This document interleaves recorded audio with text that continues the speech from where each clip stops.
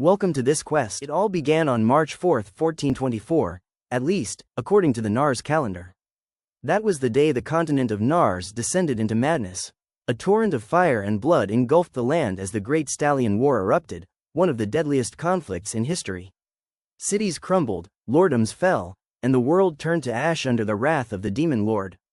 No army could stand against him. Hope itself had vanished, but in the heart of darkness, a spark flickered, a group of warriors, defiant against despair. This wasn't just a tale, it was the opening act of Paradise, the RPG that had captured the hearts of millions. Every evening, after the grind of a soul-crushing job, one man would dive into Paradise. Not just to play, but to live. Dungeon raids, bug exploits, lordom management, he knew every pixel, every mechanic. For 10 years, his gaming blog reigned supreme. But the reality outside the screen? Harsh, lonely, loveless. One day, the weight became too much. He died, burned out from overwork at just 34. No farewell, no funeral, or so he thought. He awoke, gasping, drenched in sweat. The room? Lavish, elegant, too clean to be a hospital. A maid stood beside him, startled by his sudden movement. "My lord," she whispered, "it was only a nightmare. You're safe." He blinked. She called him, "Lord?" Confused, he scanned the unfamiliar chamber.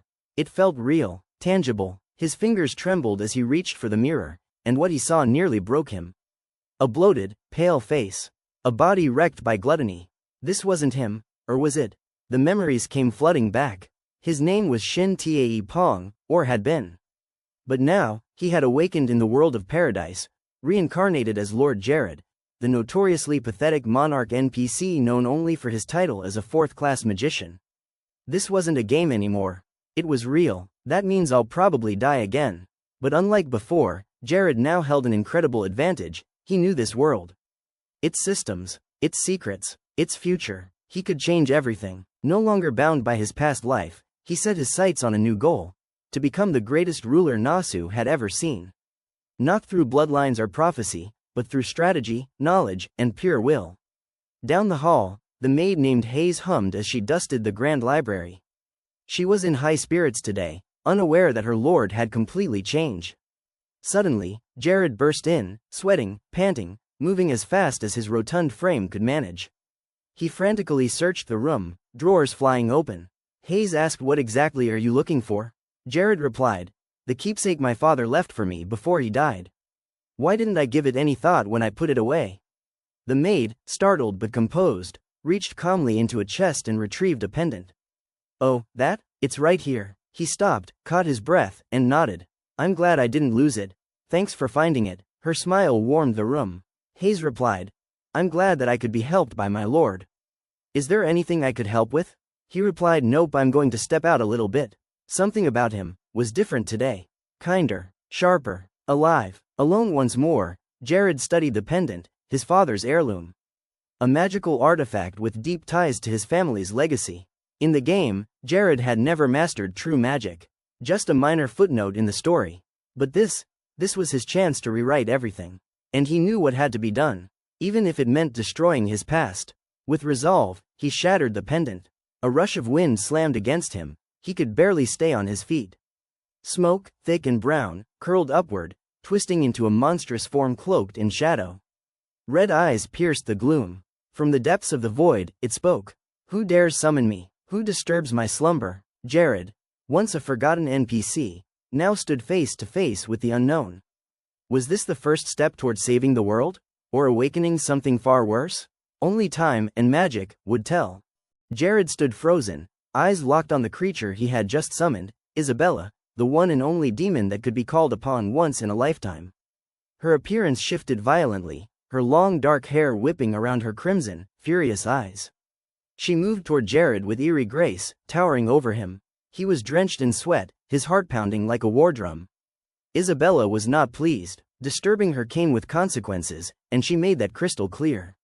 But Jared stood firm. "I want you," he declared, "to make me stronger." He knew her rules. Fear bored her. Doubt repelled her. Only those with courage and clarity of mind could gain her favor. This was his only shot. And he wasn't going to waste it. He didn't ask for strength. He didn't ask for power. He asked for the spiritual eye, an ancient ability that allowed its wielder to see into the hearts of others. Strengths, weaknesses, character alignment, loyalty, it revealed all. Only one character in the Paradise game had ever possessed it. Now, Jared wanted it for himself. Isabella laughed, her voice like a blade wrapped in velvet. A noble request, but magic like that always comes with a price. She leaned in closer, her grin twisted. So tell me, mortal, what is the most important thing in your life? Wealth? She'd take every coin. Fame? She'd chain him in disgrace. Family? She'd eat them alive. Jared's spine went cold. She was reading his thoughts, flipping through his memories like pages in a book. And then, her laughter stopped. Something strange was happening. Isabella's lips curled in confusion. She hesitated. Jared grinned. He had played her. He had hidden his most precious memory behind a wall of iron focus, his first kiss. Something so ridiculous, so embarrassingly trivial, that even a demon couldn't process it seriously. Isabella screamed as a magical pull dragged her toward him, like a vacuum swallowing shadow. He hated every second of it. A kiss with a demon was not how he imagined Brea lured that milestone. But it worked. The contract was sealed. He had the spiritual eye. And with it, he had a lordom to rebuild. Meanwhile, two maids wandered the palace halls, whispering to each other. Have you noticed? One asked. Our lord's different. He used to barely move, only came alive during meals. But now, he's going down to the basement? Their curiosity grew, especially for Hayes, the most loyal, overworked, and unappreciated maid in the entire castle. Her dedication was unmatched, even when Jared used to berate her for the smallest mistakes. And yet, every night, she cried quietly in her quarters, never once receiving thanks. Hayes rushed through the palace halls, arms full of royal documents Jared had requested. She found him waiting in the study, leaning on the desk like a man deep in thought. Stop at the door, he said gently. As she handed him the documents, she apologized. Jared's heart ached. He remembered the old him, his cruelty, his indifference, the weight he had dumped on her shoulders. And so, he did something unthinkable. He hugged her, not out of obligation, not to manipulate her, but sincerely. I'm sorry, he said, his voice low but firm. I hurt you. I used you. I never even said thank you. Tears streamed down Hayes' cheeks. She nodded. I can't stop crying and I've forgiven you. That's when the topic shifted to his weight. Hayes tried to warn him that a grass-only diet would ruin his health. But Jared was determined. I'm a fat pig, he declared proudly. Until I slim down, I'm eating nothing but vegetables. In Paradise, he knew exactly which cursed herbs accelerated weight loss.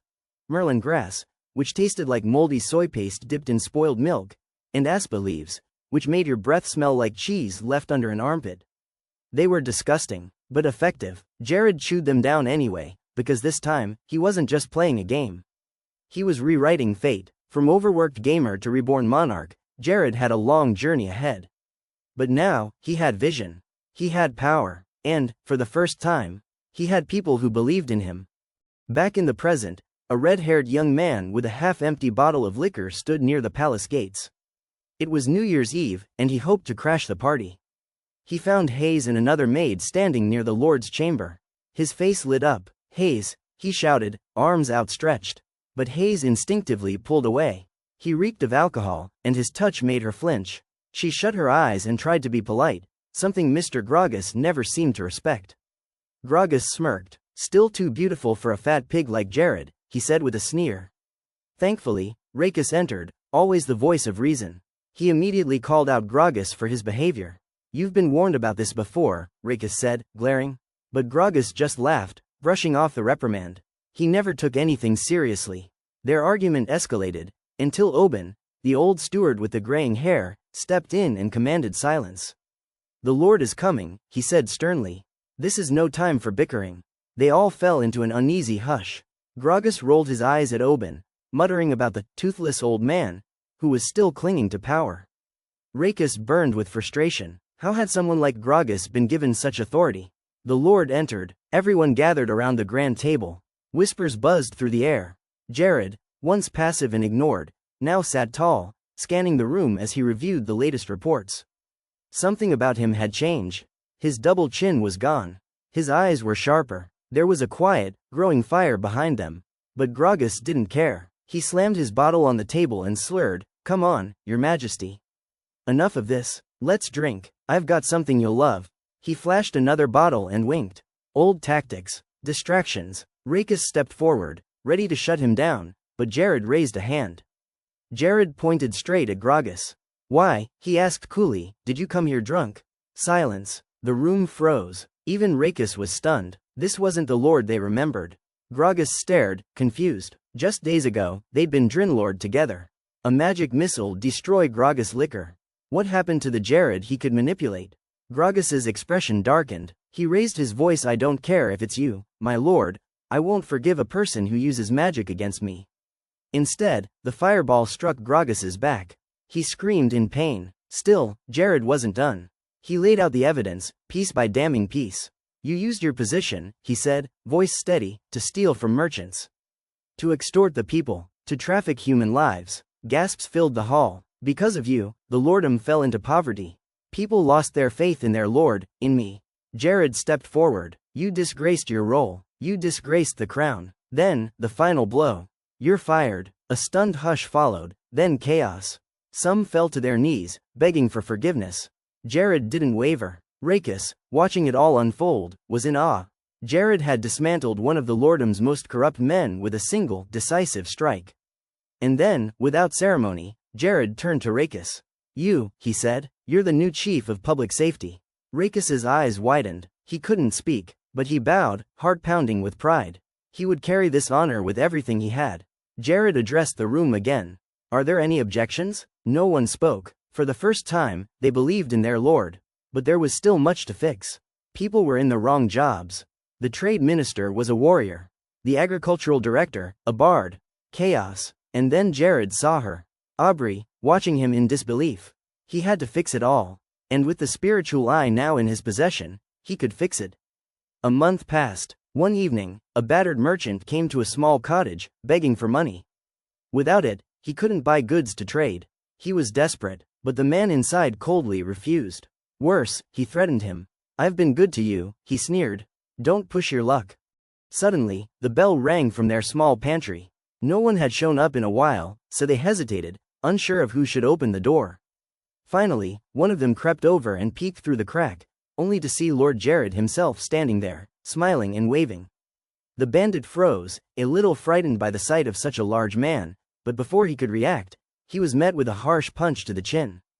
Behind the lord stood Rakis, ready and waiting to beat them to a pulp. Jared, still wearing a cheerful expression, calmly stated that this punch was for illegally extorting money from merchants and townsfolk. He then ordered all the criminals in the area to be captured immediately. Rakis, now the new head of public order, was thrilled to carry out the command. He began the trial on the spot. The two thugs realized too late that they had no way out. While the lord and his guards were busy with the culprits, another criminal tried to sneak away with a large sack on his shoulder. He moved quietly toward the exit, but Jared caught him just as he was about to slip out the door. The man dropped the sack and tried to flee, but Jared used his magic to stop him instantly. The watching crowd broke into applause rakis, praising both the lord and Rakis. People were relieved that the scammers had finally been caught. The armored knight shackled the three criminals. They had been evading capture for a long time, so everyone was grateful for the lord's involvement. Rakis then declared that Lord Jared had openly admitted to his past mistakes and vowed to prioritize his people's well-being. This capture was just the beginning of a new era. Jared's decisive actions proved he truly cared for the lordom. Bread was distributed across the streets for the hungry. At every corner, people praised Jared's decisions. Street musicians began playing cheerful tunes, and a new sun seemed to rise over Sivia. Not long after, Jared gathered everyone to reflect on what had been accomplished. The mood in the lordom noticeably shifted. People began to trust the leadership again. Jared now had admirers. He asked Rakis how he felt in his new role, and Rakis expressed genuine satisfaction. He finally held a position that suited his skills. As long as his soldiers were happy, he was too. Jared quietly sipped his tea while Rakis thanked him again for the opportunity. Jared hoped Rakis would lead his team for the long term. Statistics were promising, crime had dropped dramatically, and public sentiment improved daily. Jared personally selected elite soldiers for Rakis using the spiritual eye. All of them were now united under the Lord's banner. While Jared was growing stronger with this power, Isabella remained a looming threat. She was determined to reclaim the spiritual eye. Meanwhile, Oban's people developed a new method of cultivation focused on agriculture, but harsh winters hindered progress. Isabella tried to market the magic stone of Sivia as a major product, but without talented users, it wasn't effective. The spiritual eye still needed a skilled host, so Jared had to work even harder. As Jared sat with Rakis, the latter noticed Jared repeating a strange hand movement. Curious, he asked about it. Jared replied that it was a popular exercise from other countries, said to help with weight loss. Rakis chuckled and encouraged him to keep it up. Jared, after all, was beginning to look more like a true lord. But the move wasn't for dieting. It was actually a magic-enhancing technique.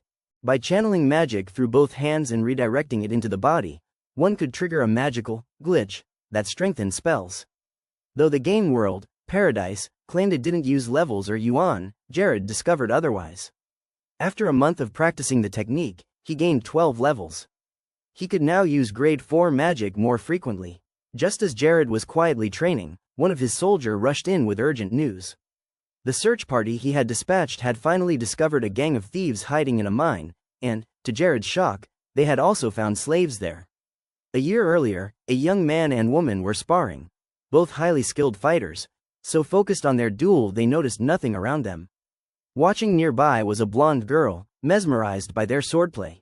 But not everyone was impressed. Some onlookers questioned why she came so often, warning her that she might get in trouble. The girl, however, smiled brightly. She had no idea the older sibling would be there today. They warned her again that skipping duties would lead to punishment. She quickly grabbed some water barrels, knowing she could catch up. After all, she was the fastest among them. But her older sister wasn't thrilled. She had hoped to recruit Lena into the mercenary. Still, when Lena asked if she could ever become a powerful warrior, they looked at each other and replied honestly. The path was dangerous. Skill, determination, and willpower mattered most. Many women never made it. They gave up or died on the battlefield. But Lena had more talent than most, and if she stayed committed, she could achieve her dream. They reassured her that, no matter what, she could always return. This was her home, and her sister, now a commander, would hire her without hesitation. Lena was encouraged and ready to chase her future. However, just when she was about to start her new life at the castle, everything went wrong. Instead of a welcoming estate, she was thrown into a dark dungeon and shackled. Memories of Lena's first few months at the orphanage flooded her mind, times when the head of the orphanage seemed to adore her, calling her an angel sent from heaven.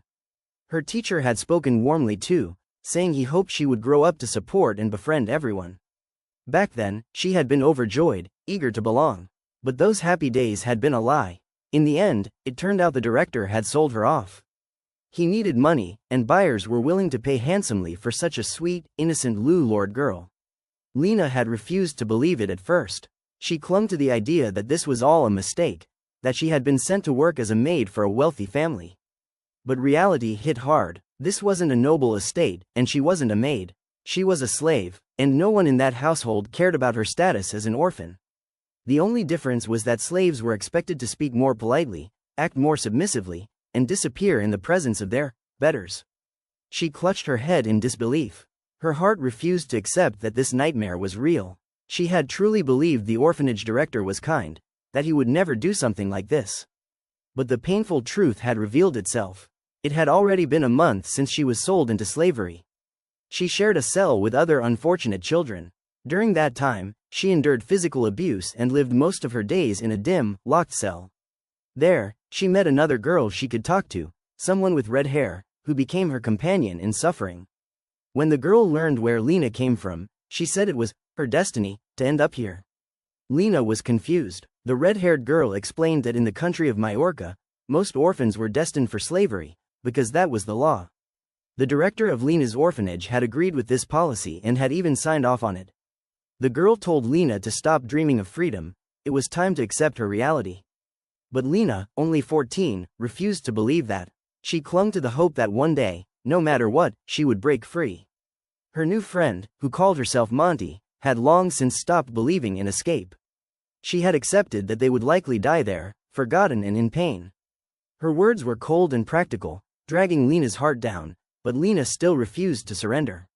Over time, however, the two girls became close friends. Child slaves were treated like broken dolls in that place, stripped of freedom, treated like objects. Their captors preferred them obedient and hopeless.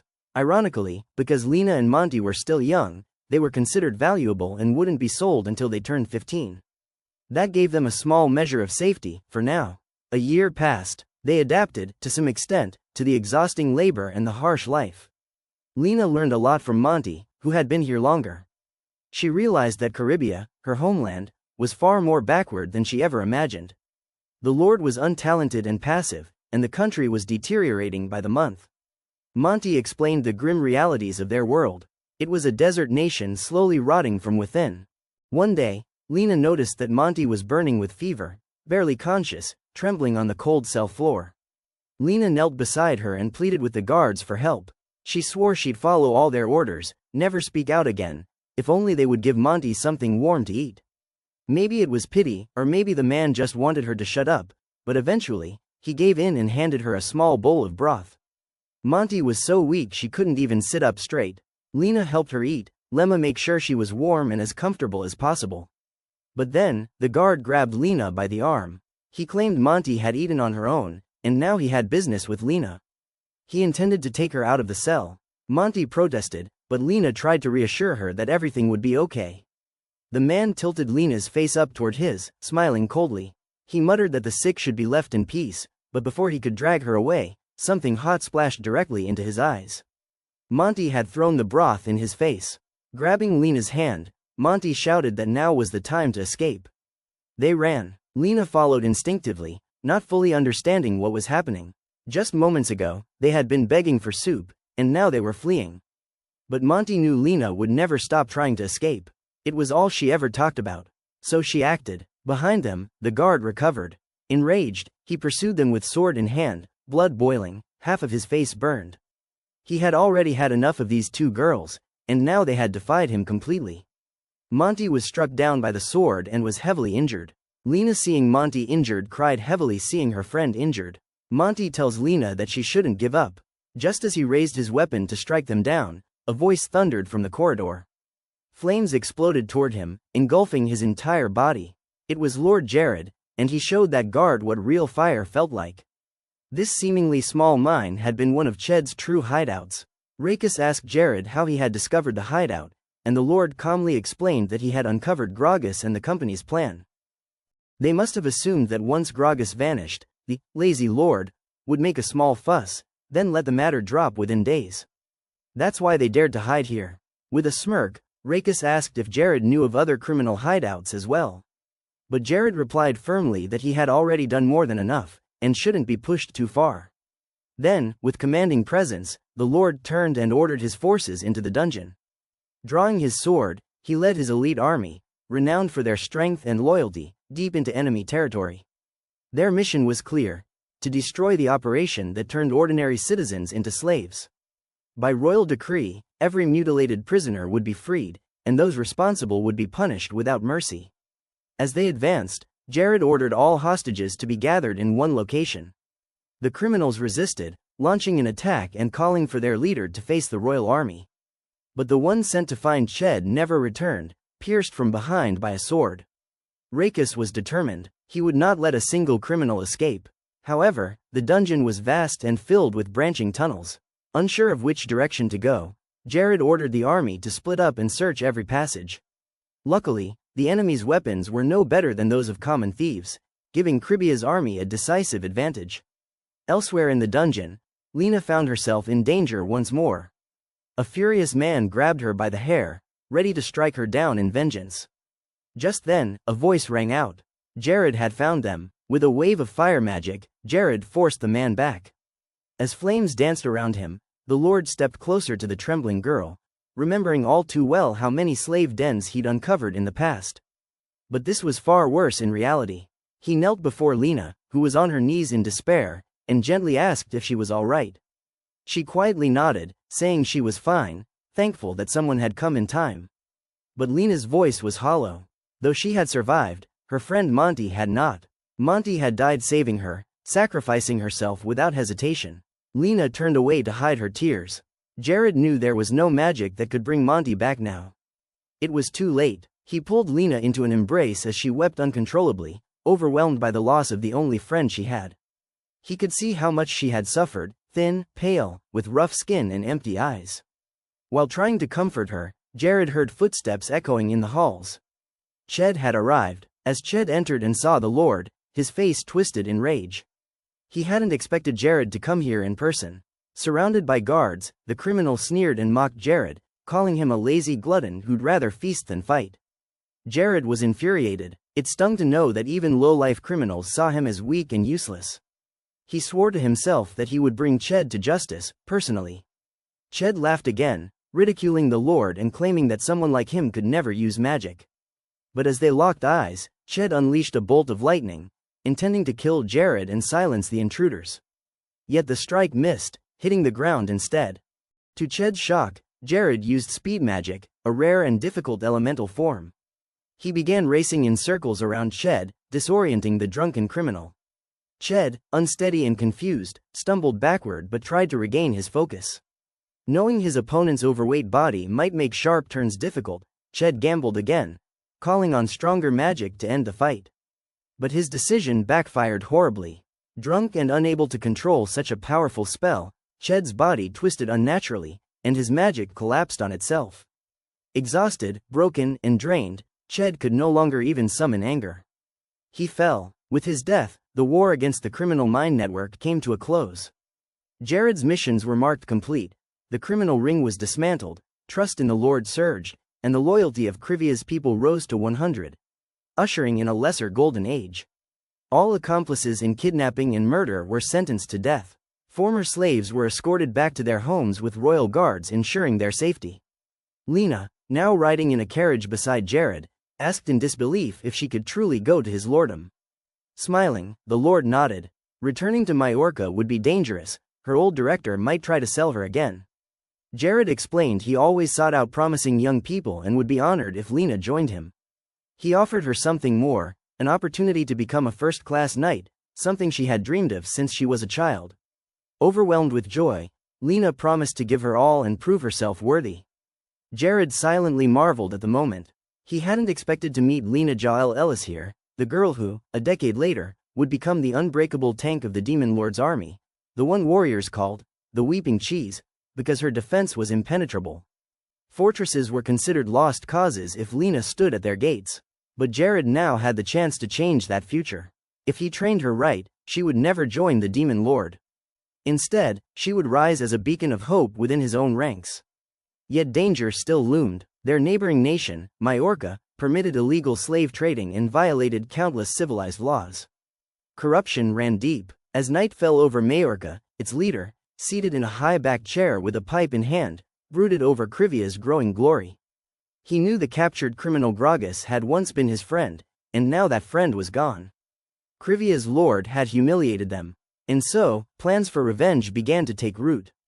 A quiet night in the lordom of Sarivia. It was supposed to be a quiet, peaceful night in the lordom of Sarivia. The palace guards stood watch, alert and ready to stop any trouble. But despite their vigilance, they missed a shadowy figure leaping silently across rooftops. Cloaked and hooded, the stranger reached their destination unnoticed, quietly surveying the area. After gathering the necessary information, he slipped away just as silently as he had arrived.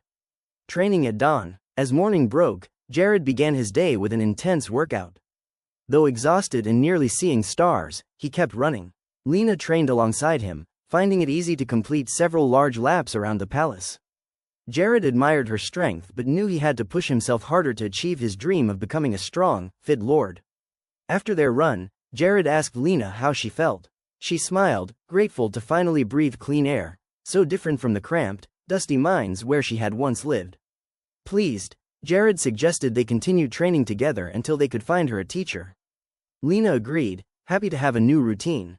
A letter from Avila. Later, while they ate breakfast, Jared received a letter delivered by Hayes. It came from Lord Aubryn of Avila. Curious, Lena asked what it said. Jared explained that Lord Aubryn reported good progress in growing a crop called Retria, which could help reduce food imports. Additionally, Avila had attracted more monster hunters, boosting crystal sales and nearly doubling revenue since last month. Lena mentioned that she had heard of the Krivia region and had once feared its depths. But now, she admitted she liked living in Sarivia. Jared was glad to hear it. It was proof that things had truly improved since he became lord. A grim discovery. Their conversation was interrupted when Rakis entered the hall with urgent news. That morning, he had discovered something disturbing: the corpses of several monsters hidden around the castle grounds. Feeling responsible, Rakis apologized for the oversight, but Jared reassured him no citizens had been hurt, and that was what mattered most. Still, he couldn't shake the feeling that something or someone from outside the lordom was involved. A cry for help. Just then, a child's voice rang out nearby. A young girl was begging for help, offering to sell everything she had to buy medicine for her sick mother. Jared approached her and asked for her name. The people nearby stared in awe. Few expected the Lord himself to intervene. The girl, Mia, explained that her mother had Renella's disease, and no pharmacy would sell her the medicine needed to cure it. Jared was deeply shaken. Renella's disease was serious, often caught in dungeons or from monsters in the lordom of Renella. It could only be treated by a priest's blessing or a rare medicine made in the country of Ethema. Jared asked Mia to take him to her mother at once. They arrived at a small, run-down home. Mia led him up the shaky stairs to the second floor, where her mother, Mary, lay weak in bed. Mary assumed Jared was a doctor and tried to send him away, saying she couldn't afford treatment. Jared assured her that she wouldn't have to pay, he was there to help. Mia chimed in, telling her mother that this wasn't a doctor but the Lord himself. Mary was shocked, but she recognized Jared. Years ago, she had worked as a cook in his palace. Realizing something must have gone wrong back then, Jared apologized sincerely. When she warned him about how contagious the disease was, he told her not to worry. He asked Mia to fetch a wet towel while he opened the window, and noticed something chilling. Outside, he saw the corpse of a monster, just like the ones found near the palace, lying beneath their house. Mary explained that she used to work for a group that harvested crystals from such beasts. Jared realized that Renella's disease wasn't spread from person to person, but rather through contact with these monsters. The illness had no early symptoms, made it nearly impossible to detect before it was too late. Jared acted fast. Hayes and Lena arrived with the rare medicines he had requested. He urged Mary to trust him, he would do everything he could to help. As he prepared the medicine, Mary, barely able to speak, asked him why someone like him would care so much about people like her. Jared revealed a piece of his past. Though he hadn't suffered from Renella's disease himself, he had grown up poor. His mother had died of terminal cancer because they couldn't afford treatment in time. He still blamed himself for her death, even after all these years. Jared saw his own pain reflected in Mia's eyes and vowed not to let her suffer the same fate. He would do whatever it took to save her mother. While Jared worked to save Mary, Rakis tracked down the person responsible for the monster corpses. A fierce battle broke out on the rooftops. Both fighters were skilled, but Rakis, relying on brute strength rather than agility, had to adapt quickly. The true enemy had finally revealed themselves. The rooftop duel. The battle could have ended quickly with a single well-aimed strike, but the criminal instead drew close and lightly touched Rakis, still holding his stance. The blow didn't faze Rakis at all. In fact, he scoffed, as Lord if that was truly all his opponent had. The weakness of the attack only made Rakis angrier. Someone this powerless had no right to threaten Sarivia. At that moment, the young assailant realized just how wrong his assumptions were. Rakis wasn't just a guard captain. He was far stronger than anyone had warned. Caught off guard, the boy leapt into the air to buy himself time, wondering how Rakis had gained such strength. The truth was simple. Rakis's power came from his unique ability, one that Jared could perceive with his spiritual eye. During combat, especially when upholding justice, Rakis could unlock his full potential, enhancing all of his physical attributes. Against such a force, the criminal never stood a chance. Landing once more on the rooftop, the would-be assassin now fully understood the danger. Rakis was merciless in battle and absolutely unbeatable under these conditions. Originally, the intruder's plan had been to kill his superior if captured, but now, he abandoned the thought. The thrill and danger of the encounter had been enough for one day. He turned to flee, muttering to Rakis that they'd meet again. Next time, he promised, the battle would only end when one of them fell in a pool of blood. Then, thick smoke engulfed the rooftop, and the enemy vanished. Rakis stood alone, frustrated that he had let his prey slip away. Back at Mia's home, Jared was finishing the treatment session while Mia watched him intently, full of hope. He demonstrated two types of mana, one created through simple imagination, and another through focused, disciplined concentration. Mia wondered aloud why anyone would bother with the harder method if the easier one worked. Jared explained, dark wizards often consumed nearby mana recklessly, and those who relied only on imagination became weak, unable to properly use magic at all. To Mia, the idea of a powerless mage was terrifying. Jared emphasized that mastering the difficult method was essential, even if it took more effort. Still curious, Mia asked why he wore such strange clothes and a fake mustache. Jared chuckled. It was part of the role he played as her magic mentor, helping create a magical atmosphere. But the lesson was cut short by a knock at the door. It was mealtime, and Mia was excited. Food sounded far better than more mana lessons. Mary entered the room, apologizing for interrupting. But Jared didn't mind, he was eager to try her coup lord. She wore her professional attire and was clearly feeling much better, no longer bedridden thanks to the medicine Jared had prepared. However, Jared was concerned. It was too soon for her to be on her feet and war lord again. Mary assured him she felt completely recovered and had wanted to show her gratitude by preparing a special breakfast for him. The main dish? Soy meat, Jared's favorite, and something he could eat every day without complaint. Suddenly, Isabella appeared, fashionably late, as always. She noticed right away that Jared had changed significantly. In her eyes, most people always sought the shortcut, like the glitchy training methods that promised rapid mana growth in just a day or two. Yet such fast tracks left mages without real skill or discipline. Jared, on the other hand, had chosen the harder path, and it showed. Things are just heating up, and our protagonist is only getting started. Don't miss what happens next. Like, comment, and subscribe for more epic recaps every week. And this has been LA. Catch you in the next one.